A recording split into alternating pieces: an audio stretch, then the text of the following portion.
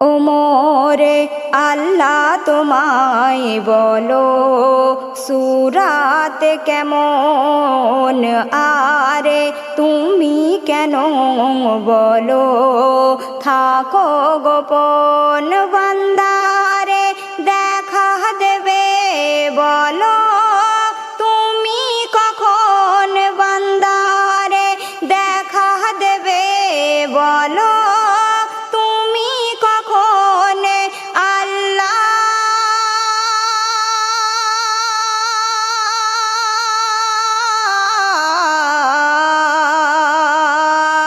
মাওলা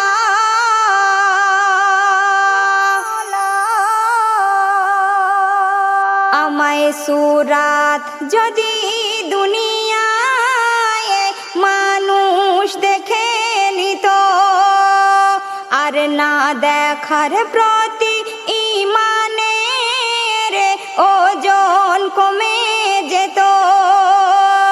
আল্লাহ বলে বান্দা তোদেরকে দেখার সীমা দিলাম বেঁধে, একদিন নিশ্চয়ই ধরা দেব, তখন দেখা দেব তোদেরকে। আরে এখন যদি দেখাই আমি আমার রূপের এক ঝলক, কোহিনূরের মতো ঝলসে যাবে বান্দারে তোর চোখ। তাই ৭০,০০০ পর্দার আড়ে আমি গোপন থাকি, আমার নূরে মুহাম্মদকে গড়ে ওই চেহারায় নিজের দেখি। তবে বান্দার অনেক কাছাকাছি আমি আছি তোরে, আমি নূরে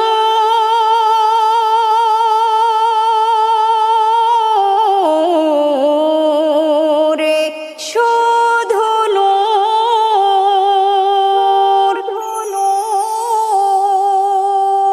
এক আওয়াজ দেব আমি জান্নাতের বাগানে, সেই আওয়াজ পৌঁছে যাবে যত জান্নাতীদের কানে।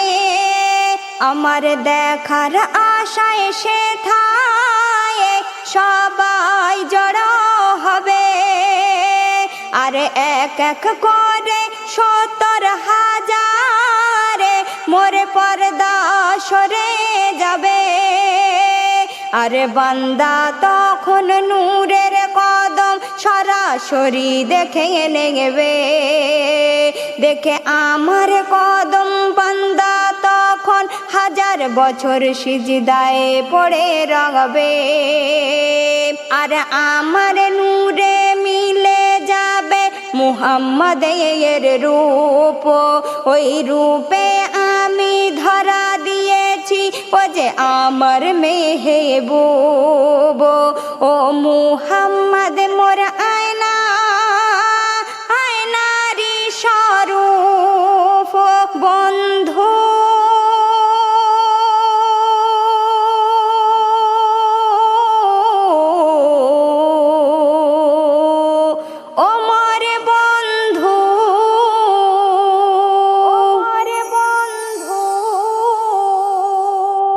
নেকি বদের ওজনে হবে মিজানে, কে জান্নাতে যাবে বলো কজন তা জানে। আল্লাহ বলে বান্দা যে মোরে হাবিবকে মানে, সে দোজখী হবে না, জ্বলবে না আগুনে। ও যে ছায়াবিহীন মায়ার নবী, যার হয়নি কোনো ভুলে, যার তরে ৮ জান্নাত গড়া ও মোর মুহাম্মদ রাসূল, যার নামের ওসিলায় পার হওয়া যায় পুলসিরাতের পুলে।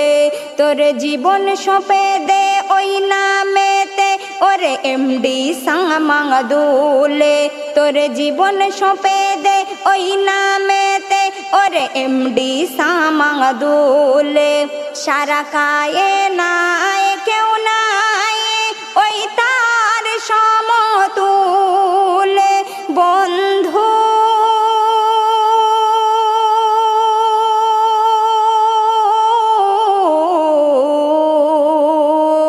ওমর বন্ধু ওমরে আল্লাহ তোমায় বলো সুরাত কেমন আরে তুমি কেন বলো থাকো গোপন বান্দা